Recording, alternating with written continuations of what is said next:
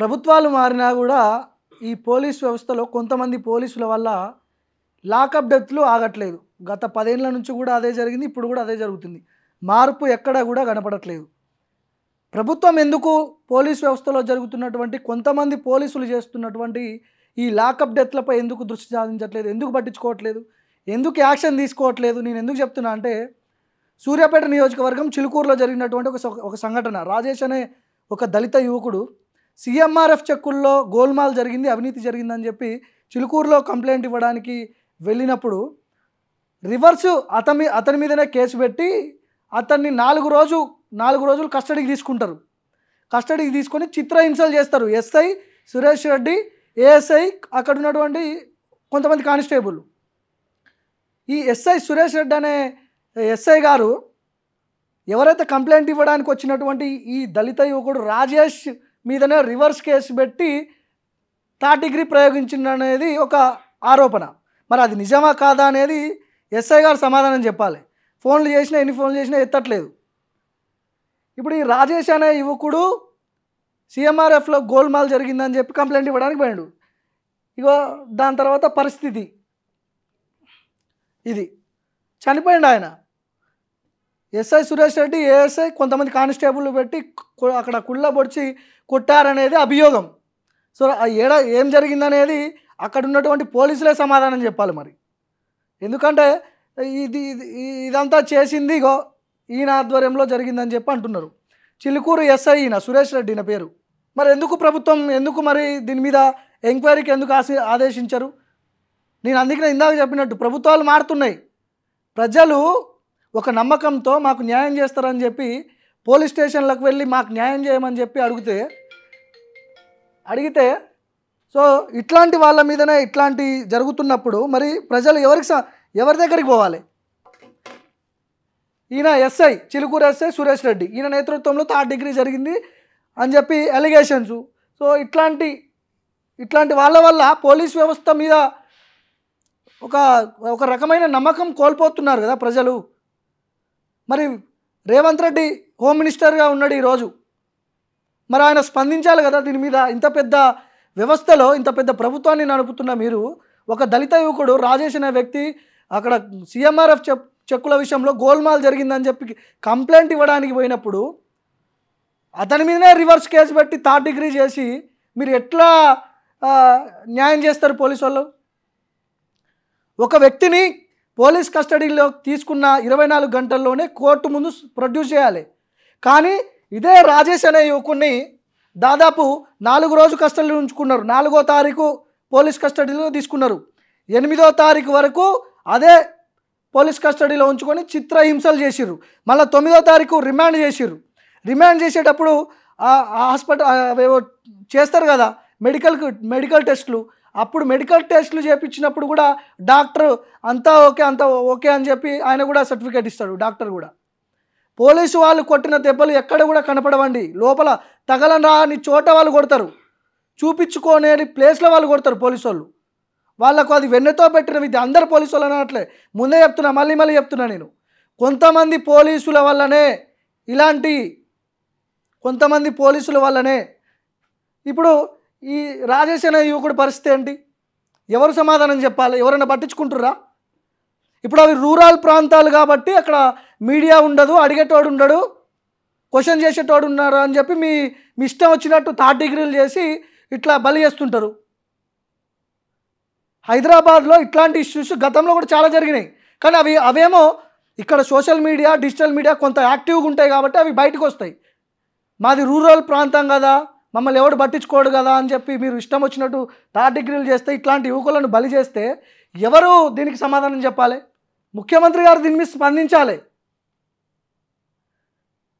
ఇందాక ఒక దీనికి సంబంధించి ఒక యువకుడు ఫోన్ చేసిండు నాకు. అన్న వాళ్ళు కాంప్రమైజ్ చేయాలని చూస్తున్నారు పోలీసు వాళ్ళు, సంథింగ్ ఏదో సూర్యాపేటకు సంబంధించిన డిఎస్పీ మాకు కాల్ చేసిండన్న, ఇట్లా కాంప్రమైజ్ అవ్వండి, మీకు ఏమైనా ఉంటే చూసుకుంటా, నేను డబ్బుల విషయంలో కాంప్రమైజ్ చేపిస్తా, దీన్ని ఇష్యూ చేయమాకండి. డాక్టర్ విశారదన్ మహారాజ్ దీన్ని హైలైట్ చేస్తున్నాడు. విశారదన్ మహారాజ్ని కూడా మేము లిఫ్ట్ చేస్తాం, అరెస్ట్ చేస్తాం, రిమాండ్ చేసే అవకాశాలు కూడా ఉంటాయి, మీరు చిన్నోళ్ళు మీరు దీంట్లో ఇన్వాల్వ్ కావద్దని చెప్పి ఆ యువకుల్ని కూడా బెదిరిస్తున్నారంట అక్కడ ఉన్నటువంటి పోలీసులు. ప్రవీణ్ కుమార్ గారు స్పందించారు దీని మీద. నేను ఇవాళ ఛాలెంజ్ చేస్తున్నా రేవంత్ రెడ్డి, మీరు హోంమంత్రి, మీరే ముఖ్యమంత్రి, మీరు ఎందుకు రాజీనామా చేయాలో నేను చెప్తా. ఇప్పటికి కూడా సూర్యాపేటలో కోదాడ నియోజకవర్గంలో చిల్కూరు అనే పోలీస్ స్టేషన్లో రాజేష్ అనే ఒక దళిత యువకుని సిఎంఆర్ఎఫ్ నిధులు పక్కదోవ పట్టినాయి, వాళ్ళకు రావాల్సిన నిధులు వేరే వాళ్ళకు పోయినాయని చెప్పి కంప్లైంట్ ఇస్తే ఆ కంప్లైంట్ ఇచ్చిననే తీసుకుపోయి ఆ రాజేష్ అనే ఒక దళిత యువకుని తీసుకుపోయి ఎస్ఐ కానిస్టేబుల్ అందరూ ఫుల్గా ఓడిచి ఘోరంగా 3rd డిగ్రీ కానిస్టేబుల్ అందరూ ఫుల్గా ఒక దళిత యువకుని తీసుకుపోయి ఎస్ఐ కానిస్టేబుల్ అందరూ ఫుల్గా ఓడిచి ఘోరంగా 3rd డిగ్రీ మెథడ్స్ యూజ్ చేసి అతన్ని ఇంటరాగేట్ చేస్తే అతను చచ్చిపోయాడు. 48 గంటల నుండి ఆయన శవాన్ని పెట్టుకొని అదే చిల్కూరు గూడెంలో ఆ పేద దళితులందరూ కూడా ధర్నా చేస్తున్నారు. ఇంతవరకు హోంమంత్రి నుంచి ఒక్క స్టేట్మెంట్ లేదు. ఎందుకున్నావు రేవంత్ రెడ్డి గారు మీరు హోంమంత్రిగా? నాయన్ రాజేందర్ రెడ్డికి కనిపిస్తలేదా? నీ చుట్టుపక్కల ఉండే గ్యాంగ్ మెంబర్లకి కనిపిస్తలేవా? కొంతమంది రూరల్ ప్రాంతాల్లో ఉన్నటువంటి పోలీసులు, సిఐలు కానీ ఎస్ఐలు కానీ ఆ నియోజకవర్గానికి మేమే ఎమ్మెల్యే అనుకుంటారు, మేమే బాస్ లాగా ప్రయత్నిస్తుంటారు. అడిగేటోడు ఉండడు, చెప్పేటోడు ఉండడు, క్వశ్చన్ చేసేటోడు ఉండడు. అదే హైదరాబాద్ అంటే చాలా యాక్టివ్ ఉంటుంది మీడియా, ఎమ్మటే సడన్గా వచ్చేస్తారు, మైకులు పెడతారు, అడుగుతారు. ఇదంతా పంచాయతీలు ఉంటాయి. రూరల్ ప్రాంతాలు ఏముంటుంది, కొంత మీడియా ప్రభావం తక్కువ ఉంటుంది, సోషల్ మీడియా ప్రభావం తక్కువ ఉంటుంది. కాబట్టి ఇష్టం వచ్చి ఆడుతున్నారు. ఇప్పుడు సురేష్ రెడ్డి గారు దీనికి ఈ బాధ్యత వహించాలని చెప్పి చాలామంది అంటున్నారు. సురేష్ రెడ్డి గారు దీనికి బాధ్యత వహించాలి, ఆయన నేతృత్వంలోనే ఇది జరిగిందని చెప్పి అంటున్నారు.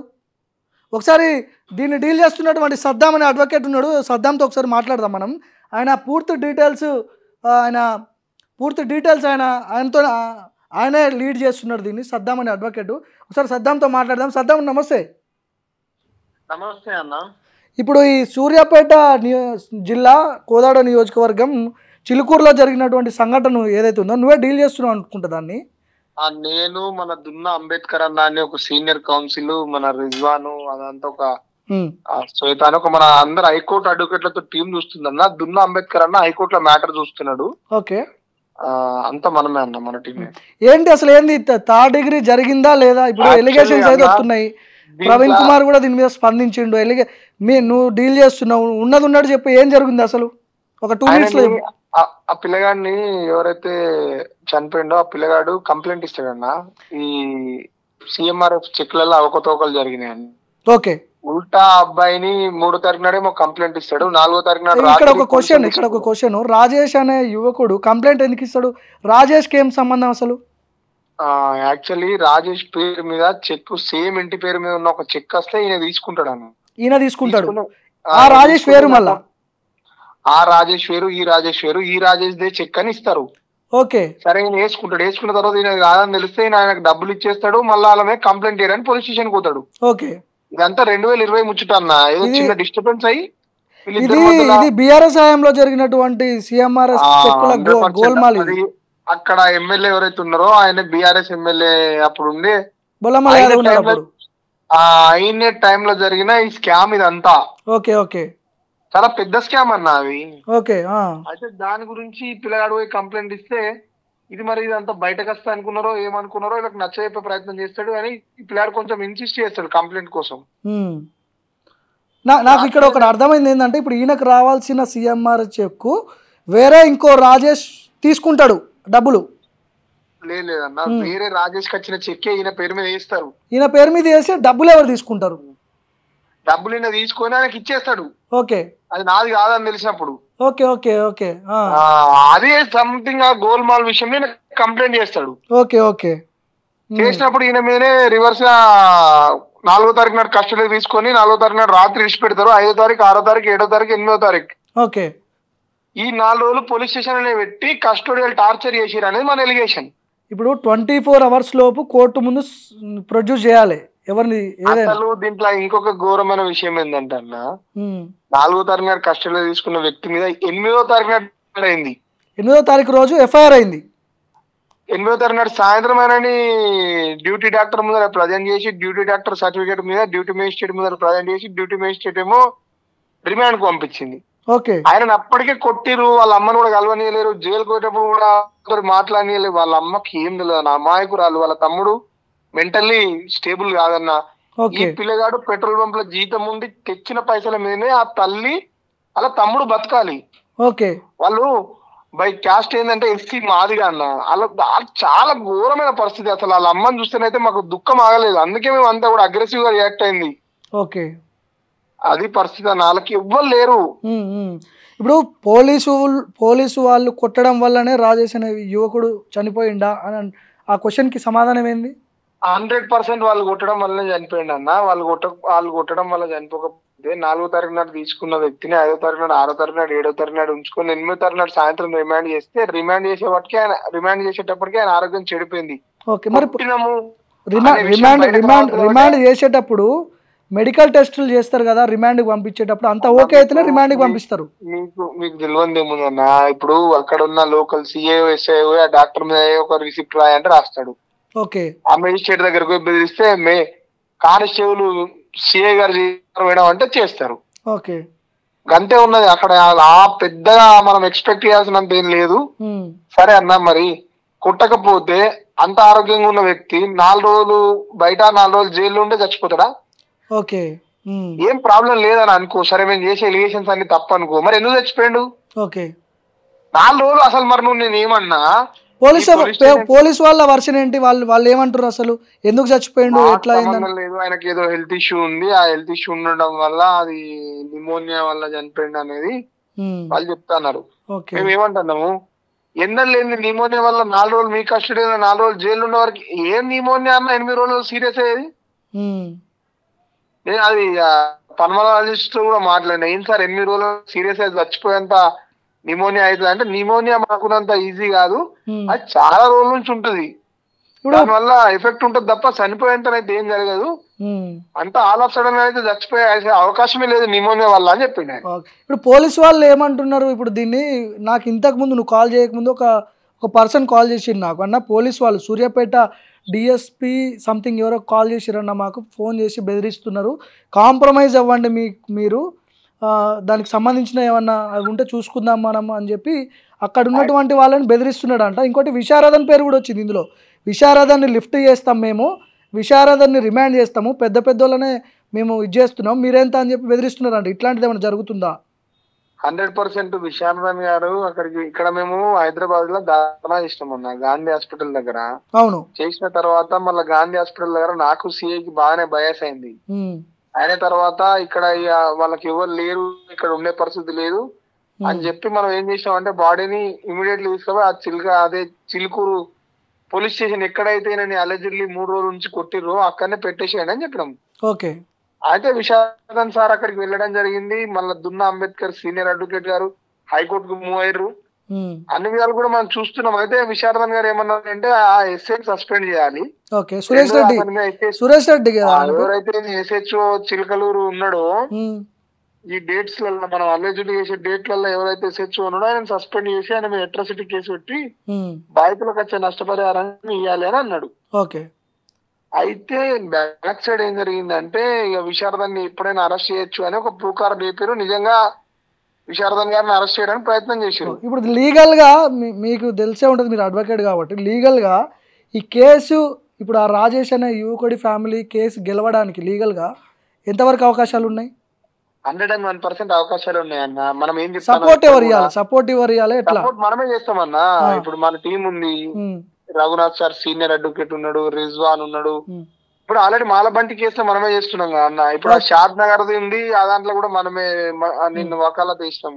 ఓకే, ఇంకా చాలా పేదల కోసం ఈ ఫేక్ ఎన్కౌంటర్ కేసులలో కూడా మన ఆఫీస్ నుంచే ఇస్తున్నారు. సరే సార్, మళ్ళీ మాట్లాడదాం, మనం మళ్ళీ ఫోన్ చేస్తాం మీకు నేను. సో ఇది జరుగుతుంది, ఈయన ఈ కేసుని డీల్ చేసేది ఈయనే సద్దాం అని చెప్పి.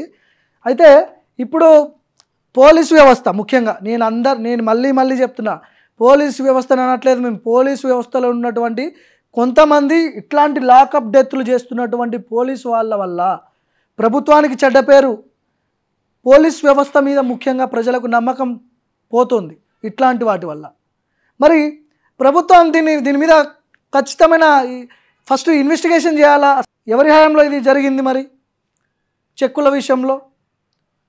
ఎవరి హయాంలో? బీఆర్ఎస్, గతంలో బీఆర్ఎస్ అధికారంలో ఉంది కోదాడలో. ఆయన బొల్లం మల్లయ్య యాదవ్, మాజీ ఎమ్మెల్యే బొల్లం మల్లయ్య యాదవ్ అక్కడ ఎమ్మెల్యేగా ఉన్నాడు. ఆయన హయాంలో ఈ చెక్కుల గోల్మాల్ జరిగిందని చెప్పి ఎలిగేషన్ ఇది. మరి ప్రభుత్వం వెంటనే, మీరు అధికారంలో ఉన్నారు కదా, ప్రతిపక్షంలో ఉన్నటువంటి వాళ్ళ మీద మేము ఈ ఇన్వెస్టిగేషన్ చేయడానికి మీకేమైంది? సో దీని మీద హ్యూమన్ రైట్స్ కూడా స్పందించాల్సిన అవసరం ఉంది.